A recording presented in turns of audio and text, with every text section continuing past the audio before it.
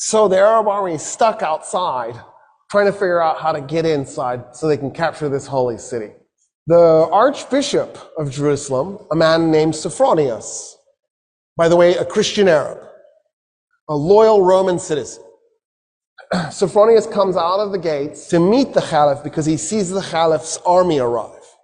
And as he's approaching, he sees a man leading a camel at the front of the army. The Arab army is being led by a man leading a camel with a man on the camel. So Sophronius, he's got a giant red hat, because he's also a cardinal, right? He's got gold tassels, actual gold, hanging from his hat. He's covered in gold jewelry. He's wearing red robes. He's covered in perfume. He's on a lectica. The lectica was the couch that the Romans would ride, and then they'd have like 4 or 8 men, depending how big it is, carrying it. And then he has 2 men, one on each side, fanning him. Of course, right? That's what Jesus would want from his bishops. It's exactly right. And he's coming out on this lectica being fanned. And he comes up to the guy on the camel, and he says, where's the Caliph? And the guy on the camel does like this. He nods with his head at the guy leading the camel. So Sophronius turns to the guy leading the camel and goes, where's the Caliph? And the guy leading the camel says, I'm the Caliph. And Sophronius goes, dude, you're dressed in rags. The guy's pants were mended multiple times. His shirt was mended multiple times. And he goes, no, I'm the Caliph. And Sophronius goes, you've just conquered Iraq and Syria and all of Palestine minus Jerusalem. How is it you're so poor? And the Caliph goes, well, why would I collect wealth? We're not doing this war because I'm trying to plunder anything. And then Sophronius goes, why aren't you riding the camel? And Omar goes, that's my servant on the camel, and we take turns so that neither one of us gets exhausted. At this point, Sophronius is like, oh, what? Who just conquered us? What are these, Marxists? And so Sophronius gets off the lectica because he's shamed off of the thing. And he says, okay, I want to talk to you about our surrendering the city to you.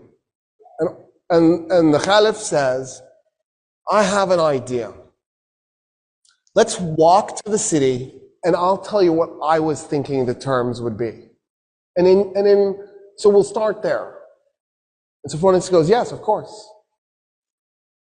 And as they're walking, Umar ibn al-Khattab says, why don't we do this?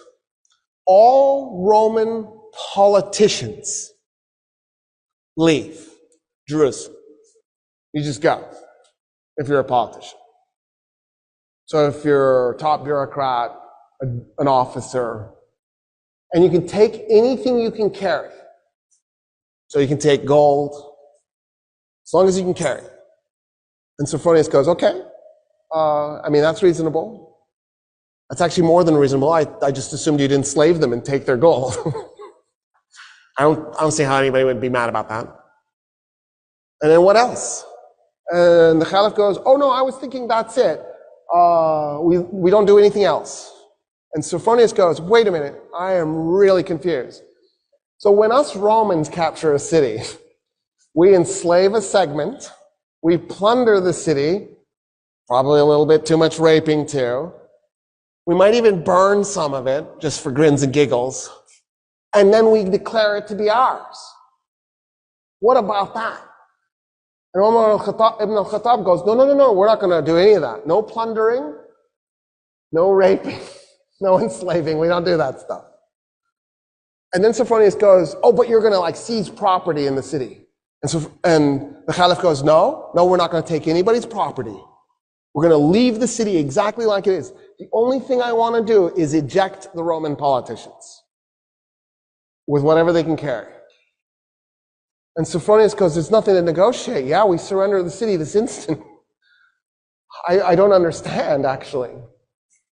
They walk into the city, and this is a holy city to them, because Jesus is holy to them, because the Jews were holy to them. And so they see this as a holy city. Sophronius goes, tell me about your religion, as they're walking through the streets. And so Umar ibn al-Khattab starts telling him about Islam. Sophronius goes, it just sounds like a variation of Christianity. I feel like our religions are shockingly similar. And Omar ibn al-Khattab goes, yeah, because they are. I mean, we thought we were doing Judaism 3.0.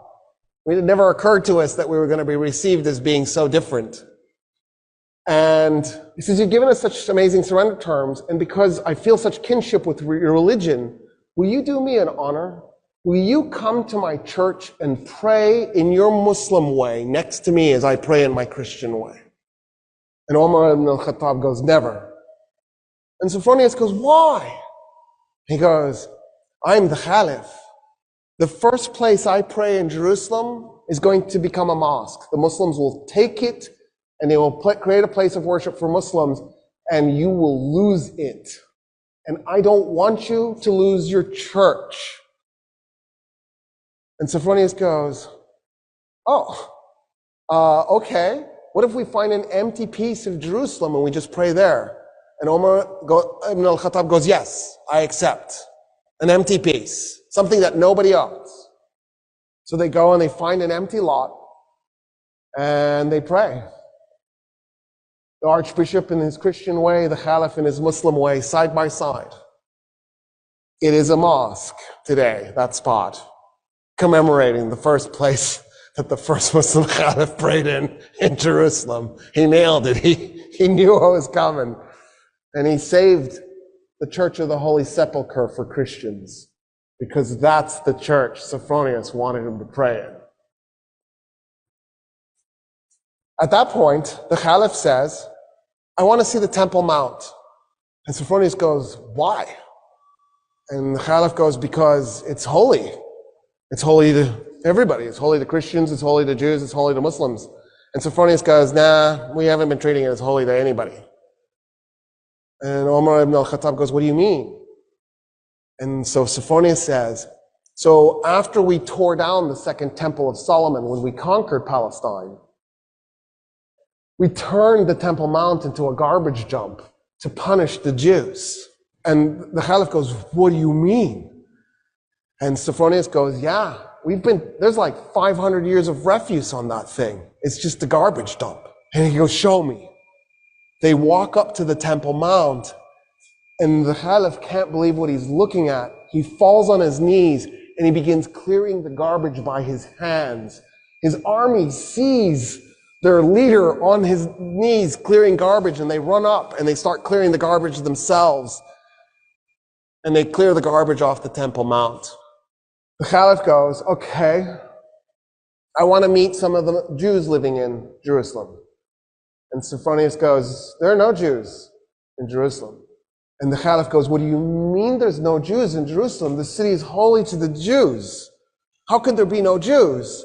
And he says, well, us Christians, we pretty much murder them every chance we get. We really hate Jews.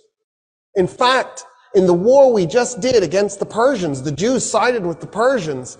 And so we murdered 20,000 Jews in Jerusalem and completely purged the city of its remaining Jewish population. And Omar ibn al-Khattab goes, no, this is wrong. You can't do this.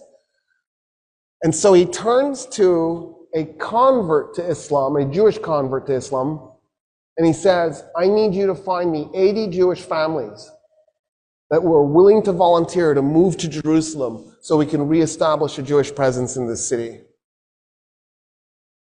And that's how the Muslims conquered Jerusalem. And that's the stuff that's left out of your history books.